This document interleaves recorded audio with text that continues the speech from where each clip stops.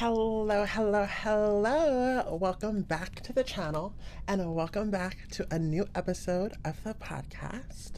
We are back with another night of news and we are back with another night of just breaking the fourth wall in regards to what the fuck is going on in this presidency. Oh my god, I didn't mute myself here. I heard myself for a second. I was like, where is that coming from? It's my voice. Why am I hearing my voice speaking while I'm speaking?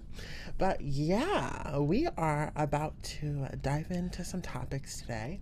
I wanted to dive in to California Governor Gavin Newsom because he is a hot topic and there's some things I want to touch in regards to, yes, touch.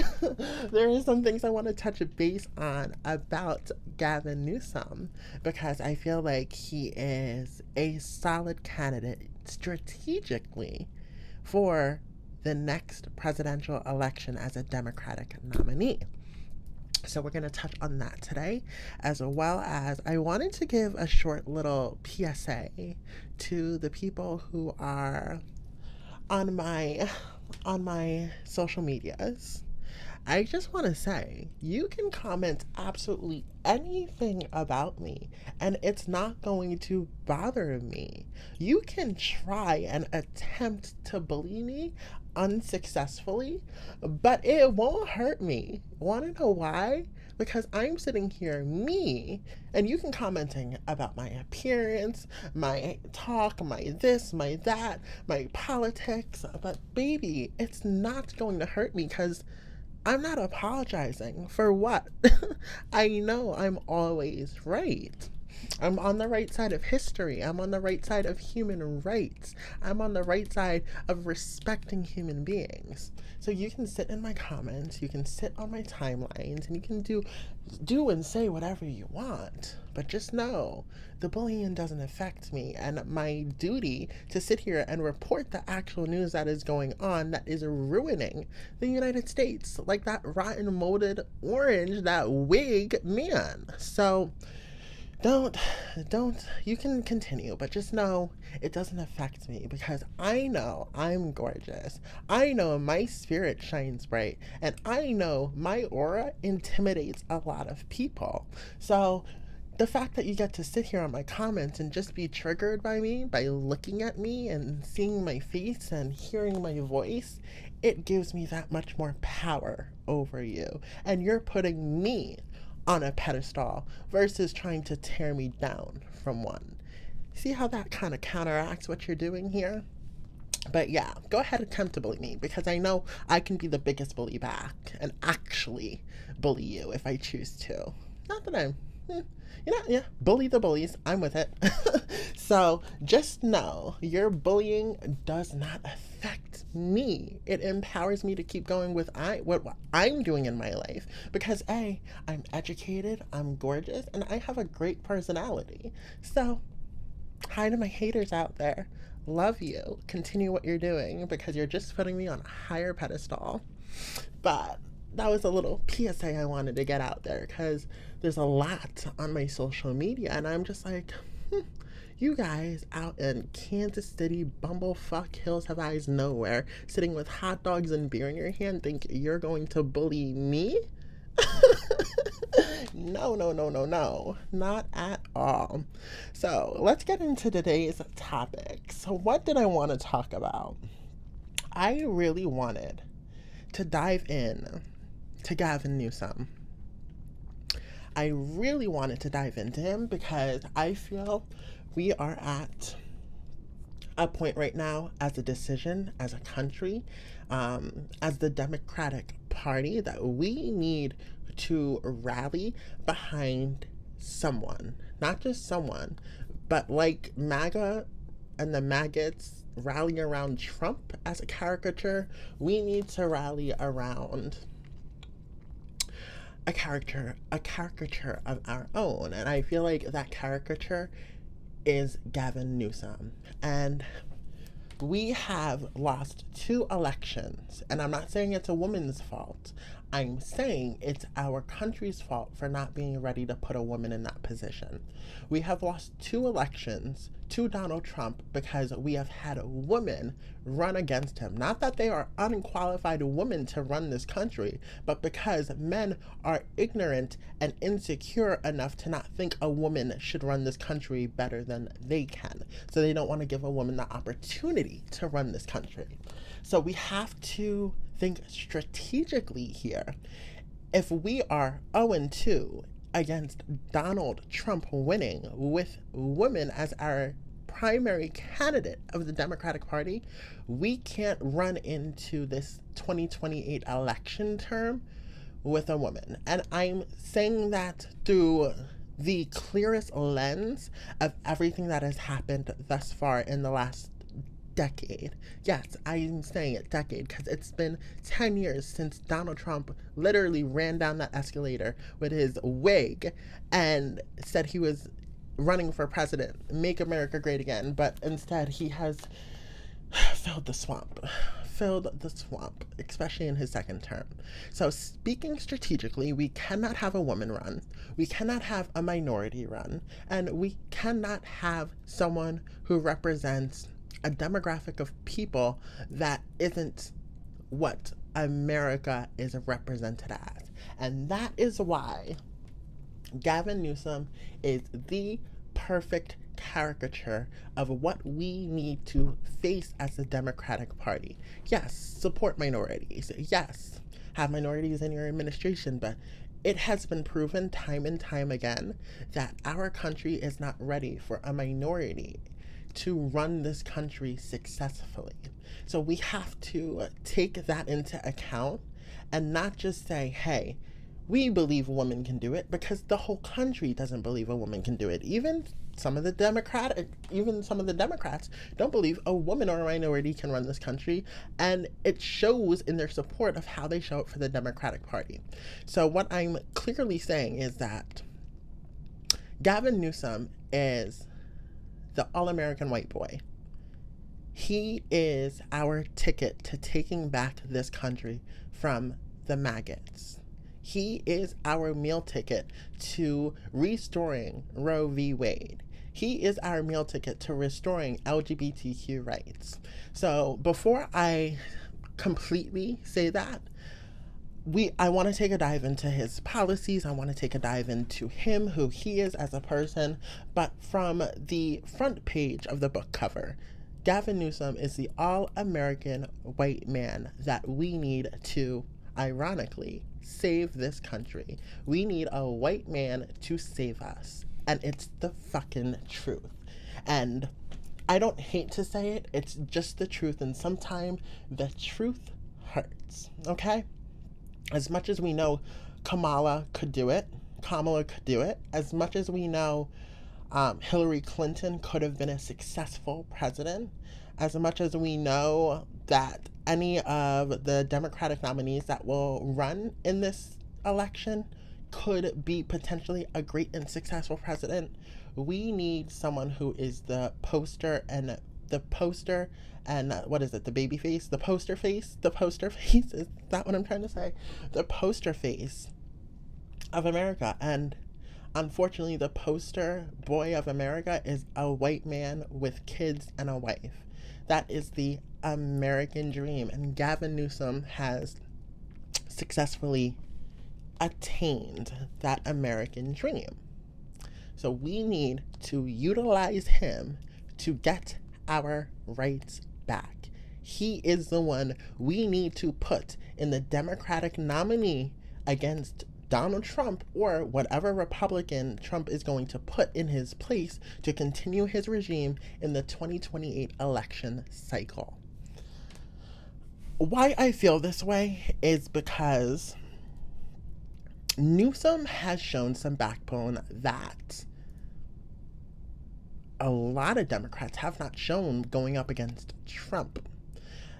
Jasmine Crockett, yeah, she's very boisterous, she's very out there, she's very strong-willed, but when you think of it from a strategic standpoint, it looks like And I'm not calling her this. I'm saying what it looks like from someone out in Missouri. It just looks like an angry black woman. But I can understand from where she's coming from because I am an angry black trans woman who's sitting here annoyed seeing that people's rights are getting stripped away, people's livelihoods are getting stripped away, people's jobs and economic success is getting revoked from them. Not only that, but deportations, just so many different layers on this whole thing. I thought that was my dog in here. I thought I heard my dog. Sorry. I kick him out during these because he can get a little bit attention whorish. But it's the truth. Where was I? I was saying that Jasmine Crockett, from someone who is in the middle of Missouri looking at Jasmine Crockett, she just looks like an angry black woman. From someone in the middle of Kentucky, Alexandria Cortez just kind of looks like a Spanish woman who doesn't know what she's talking about, even though I know what she's talking about. The racism in the middle of America is not going to allow them to see that these women are educated and eligible to serve in high positions in our government.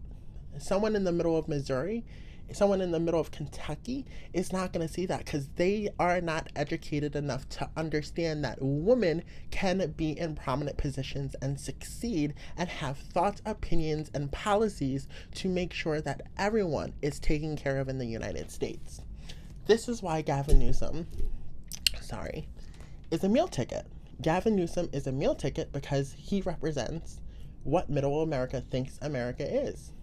On the base level, a lot of people do not go to the polls and understand policies. And I think that's something that we need to understand when we're talking about presidential elections. A lot of people go on the base facts of what a president is running on. I mean, look at every time you talk to a maggot, they say, oh, I voted for Trump because I believe there's only two genders. I voted for Trump because of his economic policies. But they don't understand that his economic policies such as the tariffs, affect us in a worse way than it would that when it's plainly faced out to them in a pamphlet, basically, like, hey, economic policies in bold ledgers, but they don't read that underlying subtext that, hey, this is going to screw you over. So that's what you have to think about when we're coming into this election cycle in 2028. America is not smart. America is not educated. I shouldn't say America. Many states in America do not educate their public, and that is for a specific reason. That reason being that they don't want their constituents to vote for people who are actually educated. They keep their state constituents in fear of certain minority groups and certain economic policies that could affect them, but really could actually help them. So when you talk about Gavin Newsom, Newsom is the perfect example of what white America wants in the White House. And he could switch the vote in a lot of states when you remove that minority category from the presidential election or the Democratic Party nominee, especially if he's able to connect with them on a basis that he is a white man. Yes, I'm saying use your white card right now. Gavin Newsom, if you choose to run for the 2028 presidential election, use your white card for these middle America states because it will be a success. Strategically, this is a perfect opportunity to use your white card, okay? So let's go into a little bit more about Gavin Newsom because I did just want to see what his priorities are and see where he lies in a lot of his policies. And this is the first time I've visited his website, governor.california.gov. And this kind of just goes around what he's about. So let's talk about it. Let's talk about Gavin Newsom here. So we know he's married. He has like 3 or 4 kids. Beautiful family. Gavin Newsom is the governor of California, former lieutenant governor of California, and former mayor of San Francisco. Newsom is widely recognized for his willingness to lead, repeatedly developing, advocating, and implementing innovative and groundbreaking solutions to some of our most challenging issues. Newsom's top priorities for his administration include tackling homelessness and building more housing, keeping California safe, creating opportunity for all, building a healthier California, and standing up for California values, from civil rights to immigration, environmental protection, access to quality schools at all levels, and justice. Governor Newsom is married to Jennifer Seibel Newsom. Is that a last name or a middle name? I'm guessing that's her original last name. Seibel Newsom. They have 4 children: Montana, Hunter, Brooklyn, and Dutch. Cute names. I love them. But yeah, no, Newsom is an all-around American family, and we could use that as our advantage as long as we vet him to understand that minority communities are important, minority values are important, minority communities and values contribute to the American economic growth and GDP. Minority communities also contribute to the culture of America, and that's one thing I don't understand. When I went to school, I was taught that America is a melting pot of cultures. In basically all of our history textbooks, I'm very grateful for the school that I went to. I'm very grateful for how I was raised by my grandmother.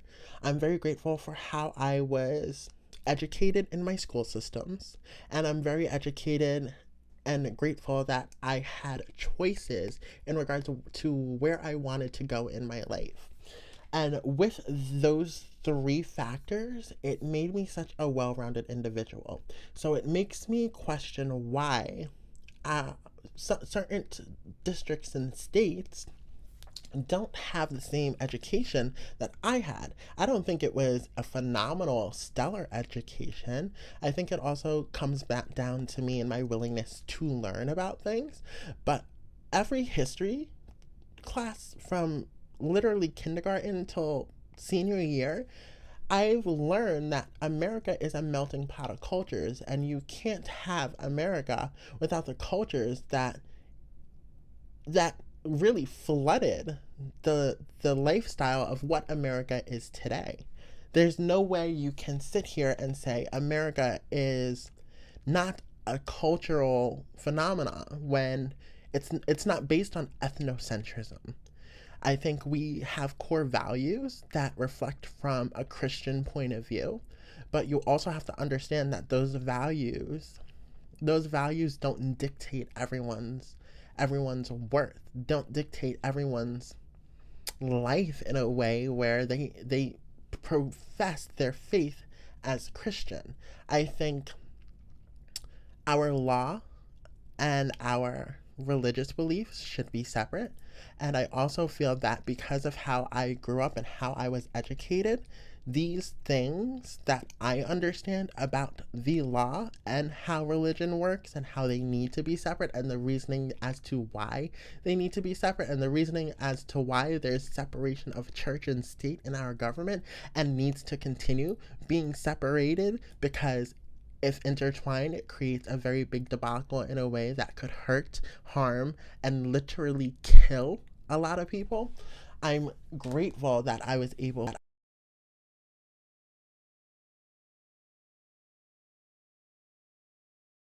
pop.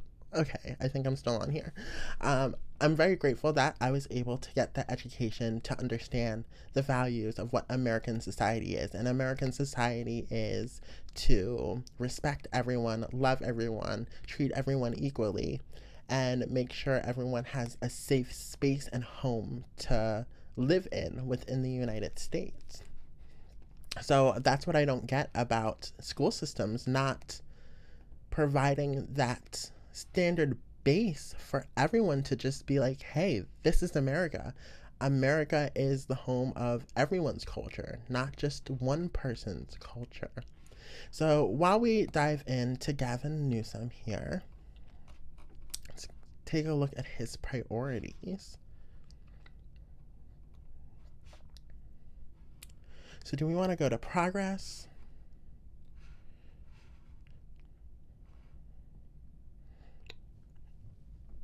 So one thing I am very strong about is combating gun violence.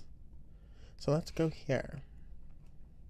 So under his .gov page, let's talk about what he has done for combating gun violence. So, California's strong gun laws. Our state is ranked number 1 in gun safety, with gun death rate 40% lower than the national average. And Governor Newsom is doing even more to get weapons of war off California streets. There's my reading comprehension. I'm talking about having a great education, and I just said Carolina instead of California. Oh, I'm just kidding. I am smart, I promise. I do well when I'm studying in my legal studies degree. So that's a fun fact here, because a lot of states attack California for their crime rates, yet their crime rate in regards to gun deaths is 40% lower than the national average. And I think it's just a fear of people understanding that democratic policies can actually be successful. I was going to get into why Republicans just don't want success in the United States for anyone but themselves, but the top 1%. But, I'm going to digress on that. So, California and Governor Newsom strengthened and expanded red flag laws and ghost gun regulations and prohibited the sale of semi-automatic rifles to people under 21. I think that is phenomenal. I don't think anyone under 21, honestly, anyone in the United States, needs a semi-automatic rifle. And by putting those regulations on semi-automatic rifles to people under 21, I feel like that will not stop mass school shootings, obviously, but it will hinder the devastation from a school shooting if one were to happen. So that is definitely a positive. Newsom invested in local government efforts to seize weapons from people who are prohibited from having them. I would need a little more information in regards to that and what their qualifications on prohibited weapon possession is. So that would need a little bit more research. So let's do what prohibits having guns.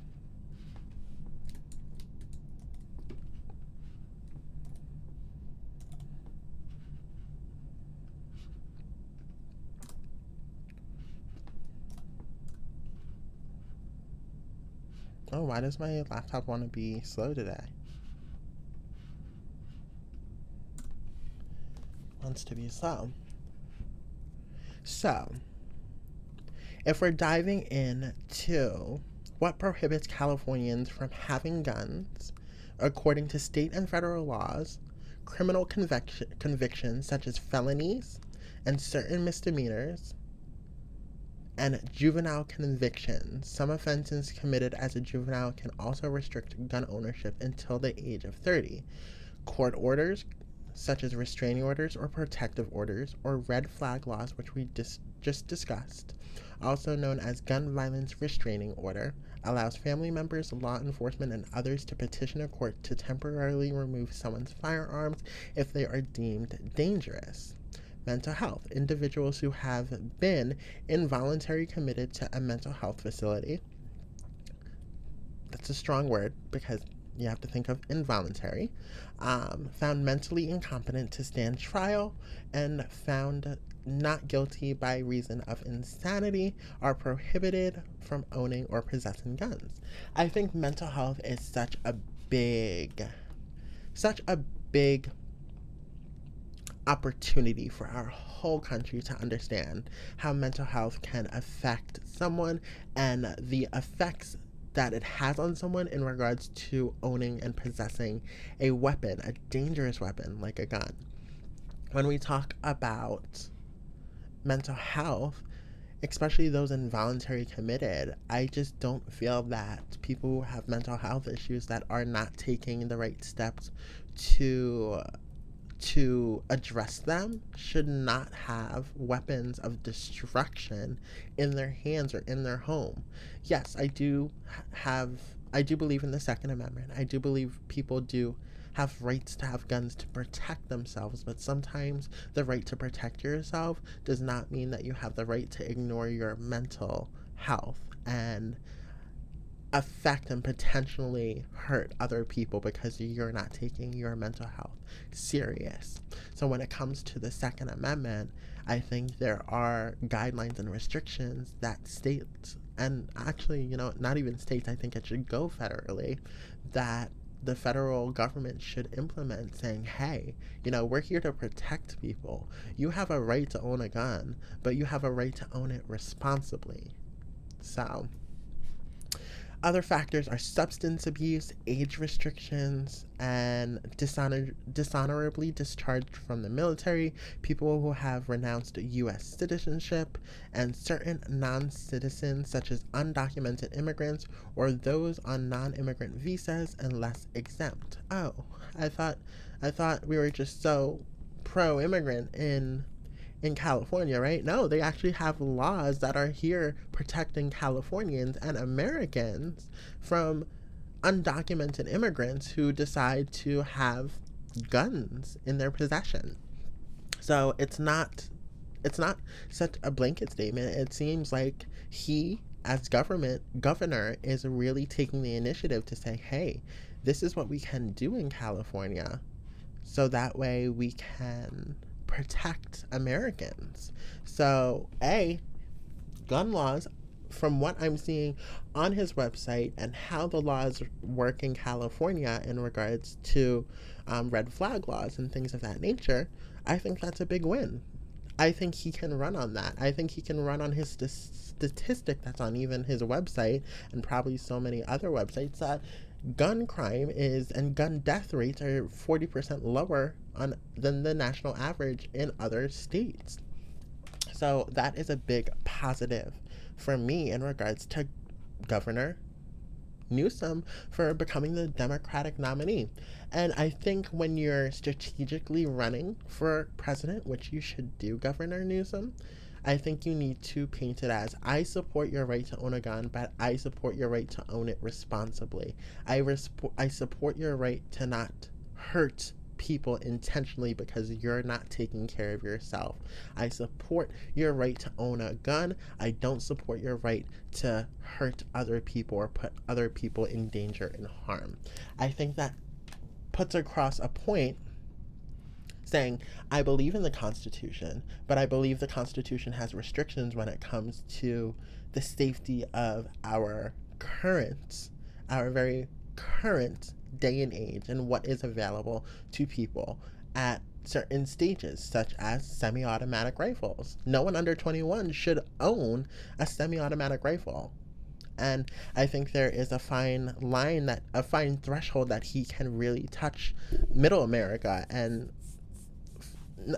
I don't want to say far right, but right-leaning voters in that sense, saying, I support your right to own guns. You're not mentally unstable, right? So why do you have an issue with us putting restrictions on people who are mentally unstable? You are not. So you can own a gun. You have the right to own your gun. So I think that would be a big factor for him to run on. I'm having indigestion because I'm getting old and I don't like it. So going through his website, I'm not going to go through all of this, obviously. Give me 1 second.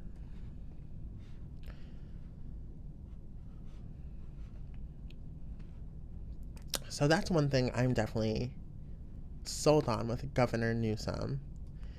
When we talk about education, that is another thing. I think everyone needs proper education.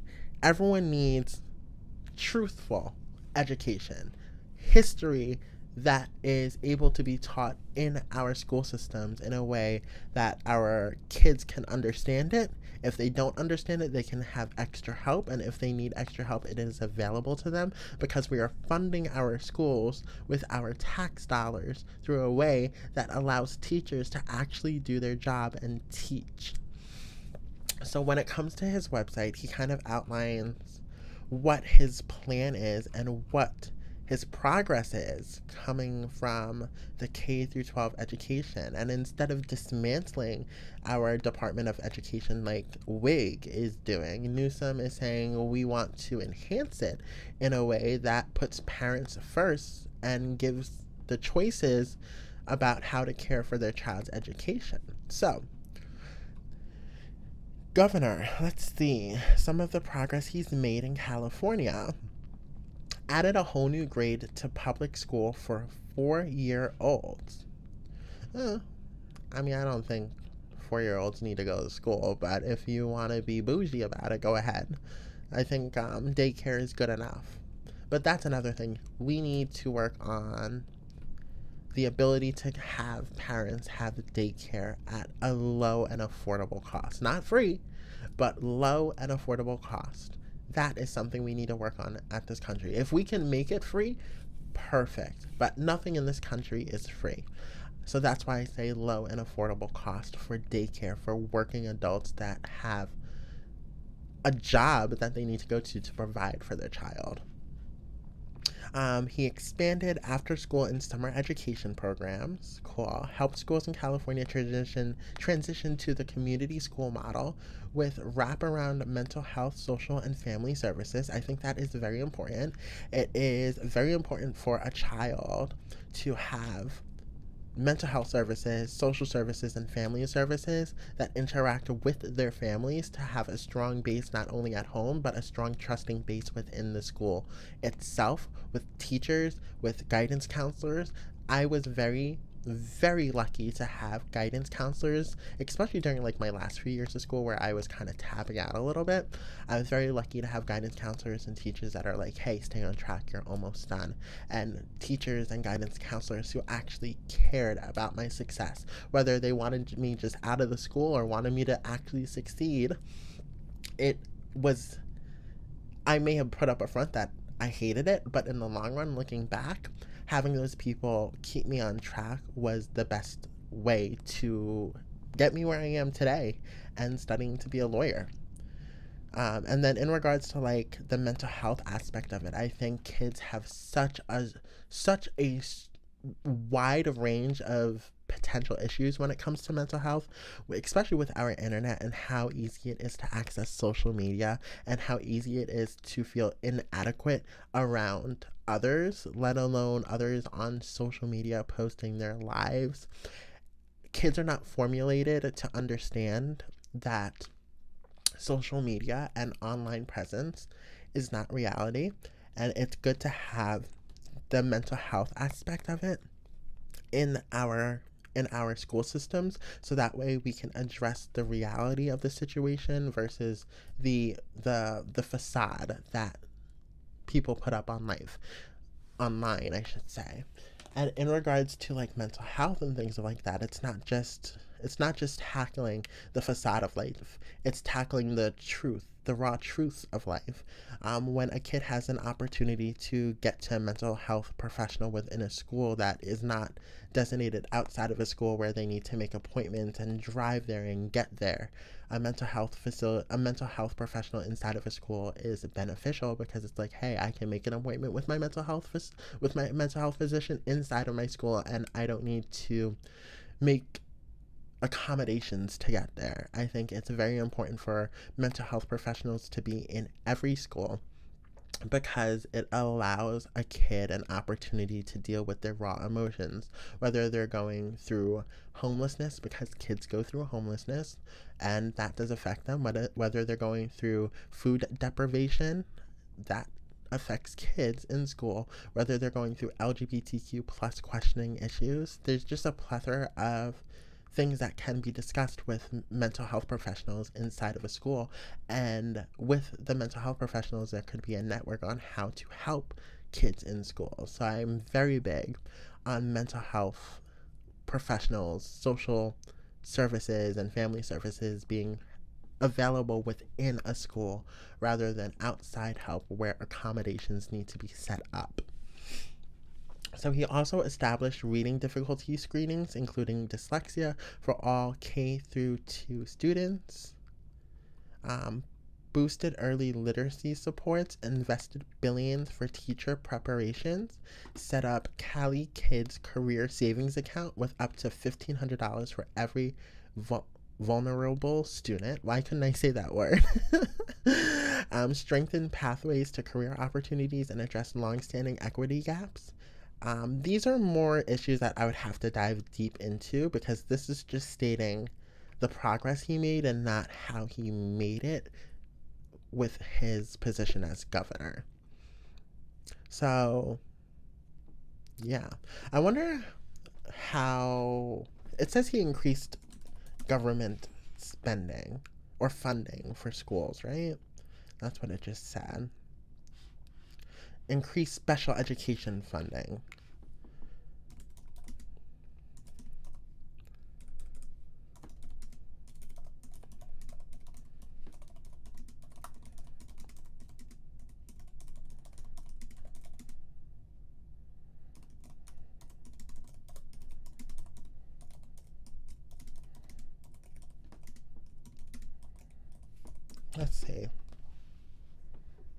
Let's see. So for the fiscal year of 2024 and 2025, statewide special education funding, including the SELPA base rate and other categorical programs, received a 1.7% cost of living adjustment as part of the enacted 2024-2025 California state budget. Statewide special education budget, the governor proposed 2.43% COLA for LCFF and specified categorical programs, including special education. Let's see. So altogether, it looks like he had a higher adjustment proposed and finalized in May to a 2.30% final funded to COLA, which would be a special education program. Yeah, I mean, it's an increase, so he did it. Yeah, I'm very, very, very big on special education too, because I feel like special education and kids with special needs need obviously extra care and extra attention. So when it comes to having those teachers and assistants inside of a school, I think it is beneficial. And I remember being in school, we had special ed kids, and I feel like they all deserved to have that special attention to where they're able to understand the dynamics of what being in public and in a social environment is, and having that aid there to help them navigate that. You could see how it benefited them, not only from a social standpoint but from an educational standpoint. They were able to get the education they needed in a way that was specialized to them without having the teacher just derail their class to pay attention to the one special student. So yeah, overall the policies and progress that I've seen he's made on his website with my little research, I feel are very, very progressive. Not even progressive, just neutral, in a sense of these are things that need to be done not only in California but throughout the entire United States to give us a fighting chance and give our youth a fighting chance of being successful. Giving them an education that prepares them for what it's really like to be in the future of the United States is something that is very important to me, because without my education, I don't know where I would be. Without my grandmother pushing me, without my family kind of just saying, here, this is a route for you to succeed, without my teachers that were very supportive of me, I don't know where I would be currently right now. And it education doesn't just put knowledge into your brain, it also provides you with a history and a map of how to succeed. It's not just about 2 plus 2 equals 4. It's not just about learning about how Nazi Germany did this so we can never have it happen again. It's about actually giving you tools to map out your life in a way that is successful, where you can succeed and be happy and hopefully live a what am I saying? The word just flipped out of my head. Live a normal, decent life. That's what education does. It's not just about 2 plus 2 equals 4. It's about providing you with life skills that helps you succeed in life and socialize with all different types of groups of people to understand that America is not ethnocentric. It is a melting pot culture. All right. Yeah, so I wanted to dive into Gavin Newsom. I'm kind of glad I did that dive into Gavin Newsom because I'm very interested in how the 2028 presidential election is going to turn out. I think he is a great front runner and a great poster child for the Democratic Party to try and take back the United States from where we know it needs to be. Yes, use that white card, Gavin Newsom. Yes, use that white family card, Gavin Newsom. Yes, use that all-American boy card, Gavin Newsom, and help us take back this country, because what is happening right now, I don't need to mention it again, but it's corrupt, it's disgusting, it is despicable, it's dangerous for minority groups of people, it's dangerous for people who, it's dangerous for poor people. I mean, the gap between our top 1% in this country and the rest of us is growing so much to where there is not going to be a middle class, and we need to fight. And everyone who is watching this, we need to get behind Gavin Newsom. Democrats who are watching this, stop what you're doing and understand we need to get behind Gavin Newsom. He is our ticket out of this hellhole that wig is putting us in. He is the meal ticket. Put your egos aside. Put your want to be in the spotlight aside. We need to get our priorities straight. And that priority is utilizing Gavin Newsom's all-American card to get back the country that we were progressing to. And he is that meal ticket.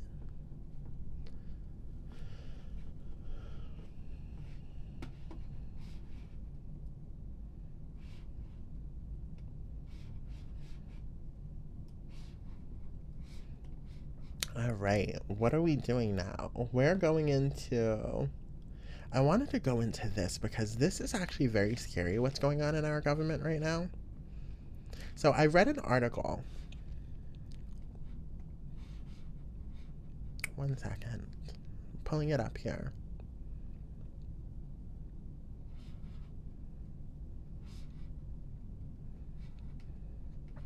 So I read an article that was very scary.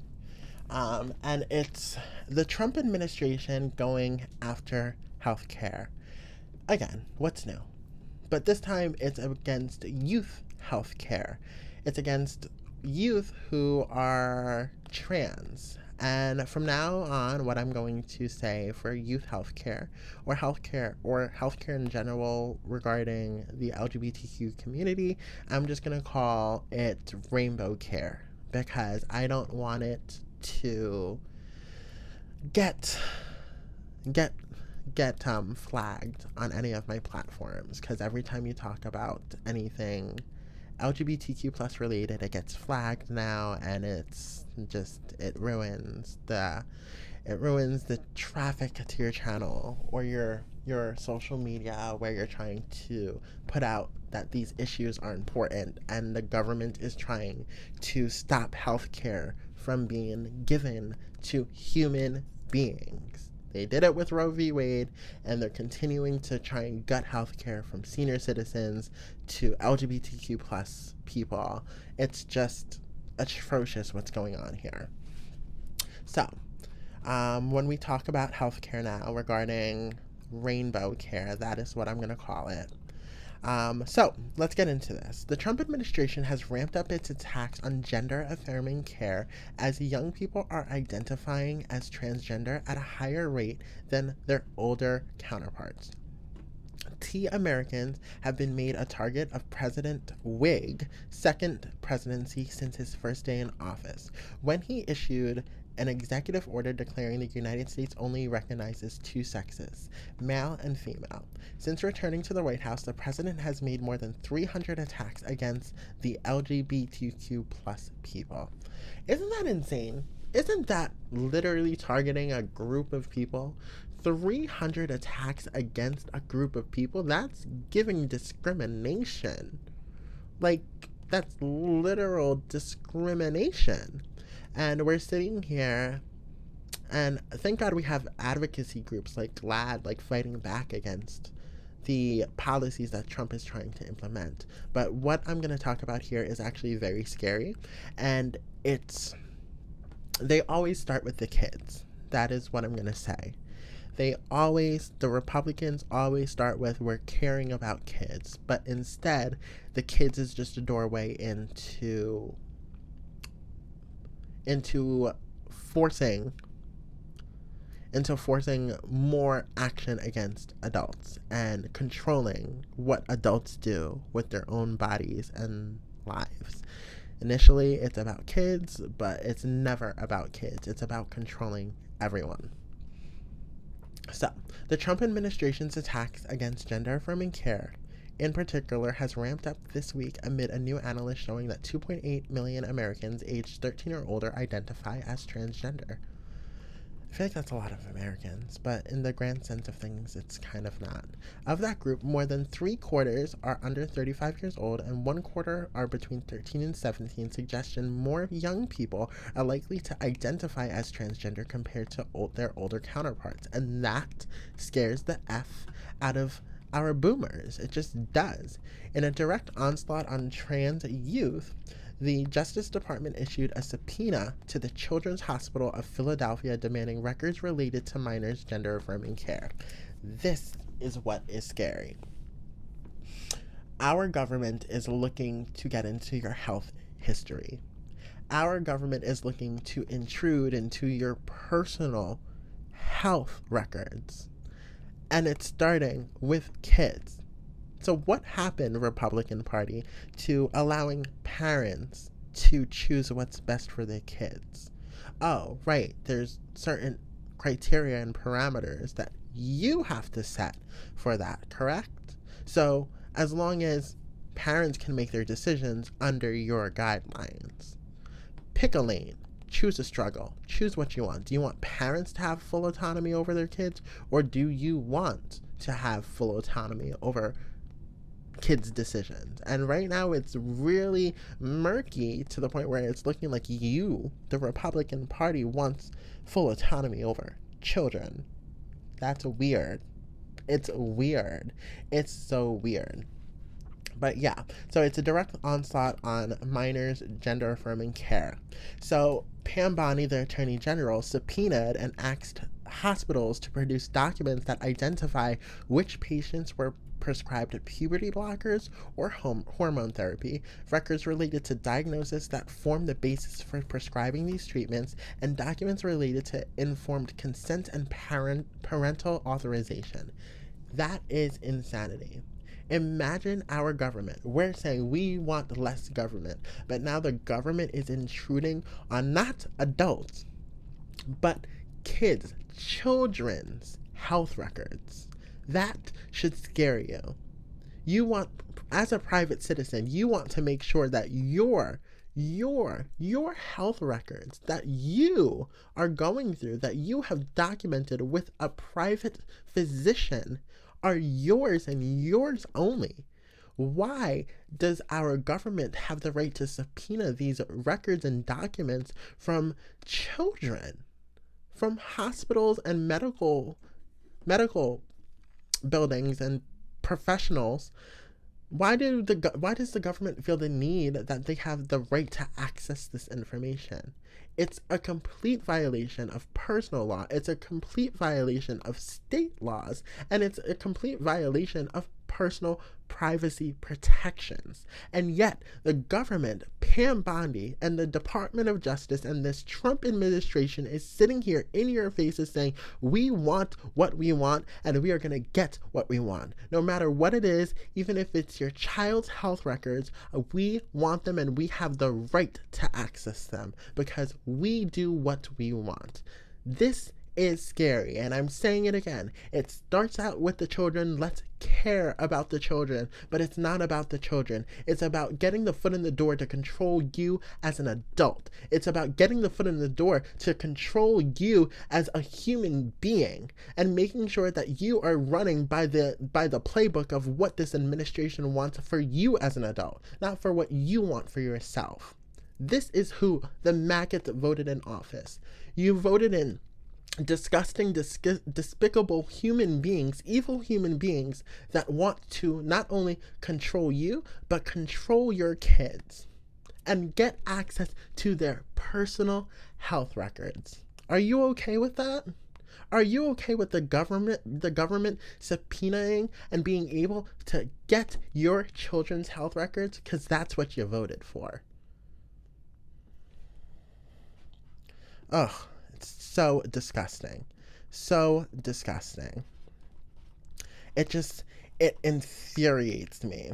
It infuriates me with the amount of audacity this administration has when it comes to discrimination, when it comes to targeting groups of people. I mean, you have the administration targeting LGBTQ youth with rainbow healthcare and restricting any sort of surgical procedures or medical procedures or medicine being given to help LGBTQ plus youth. You also have this administration attacking Hispanics through ICE and deportations. I mean, there's just there's specific pockets, and they're trying to dismantle certain minorities through certain ways, through specific ways. And with LGBTQ plus the community, I mean, they're trying to attack them through healthcare. Through Hispanics, they're trying to attack them through ICE. I mean, it's just very scary how discriminatory this administration is and how many people voted this man in. Because we know that man, wig. I'm not going to say it, but just look into Pennsylvania and Nevada. That's all I'm going to say. Anyway, this is the end of this episode 8 of the podcast. Thank you for joining me, and go ahead, comment below on what your thoughts are on Gavin Newsom. Should we be putting our ball in Gavin Newsom's court and using him as our meal ticket and poster boy for the 2028 Democratic presidential election nominee?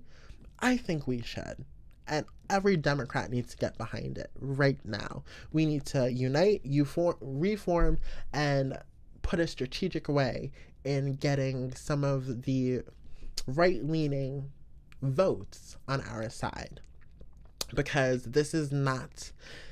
I know we said it last election that this is not an election we can play around with.